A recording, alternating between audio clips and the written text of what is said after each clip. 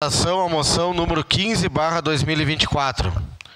Solicito aos vereadores e vereadoras que... Para declarar o voto, vereador Xuxa. Obrigado, presidente. Vou dar a minha humilde contribuição, contribuir aí com esse tema, né? Essa moção aí dos vereadores da cidade de Caxias do Sul. Declarar voto, senhor presidente.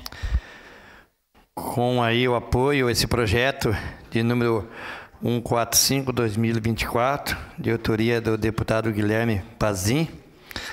E é fundamental que nós traga nas câmaras de vereador do Rio Grande do Sul essa discussão sobre o meio ambiente.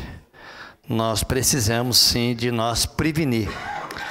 O meio ambiente está praticamente doente porque pegou nós desprevenido. E eu ontem à tarde eu fui na cidade de Porto Alegre, onde me chocou muito a cidade totalmente, digo assim, abandonada. Esse alagamento que deu na cidade de Porto Alegre deixou a cidade diferente. Eu até me senti assim ruim dentro da cidade de Porto Alegre. Aqueles lixos, aquelas pias e pias de lixo na rua, aquele pessoal caminhando dentro da água de pé no chão. Achei assim totalmente desumano o que está acontecendo na cidade de Porto Alegre. E pensando que nós não se prevenimos, não tinha essa discussão.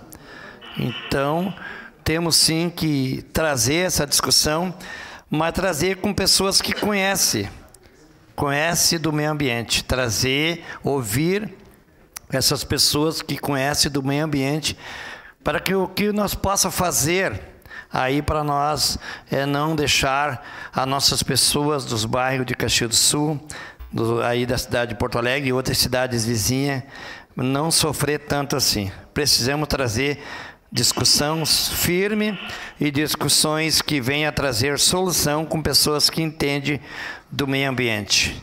Obrigado, presidente.